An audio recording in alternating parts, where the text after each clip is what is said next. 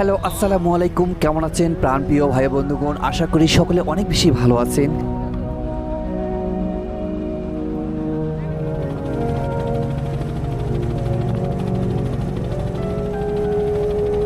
আমি আজকের যাত্রা উপভোগটা শেয়ার করব আপনাদের সাথে।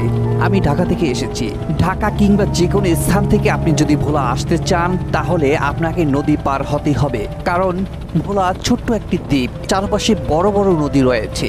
তো বন্ধুগণ, আমি আজকে শেয়ার করব ভোলার চরপেশনের যেই পারাপার হওয়ার জন্য যে নদীগুলো রয়েছে তার ভিতরে একটি নদী রয়েছে তেঁতুলিয়া। তেঁতুলিয়া নদী পার হব 10 মিনা হয়ে যখন গোসাইহাট পার হবেন তখনই আপনি আপনার স্থানে যে কোনো স্থানেই আপনি গাড়ি দিয়ে যেতে পারবেন।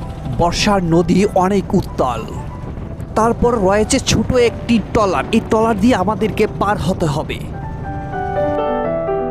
আমরা এখন চরকুচুয়া নামের এই চরটির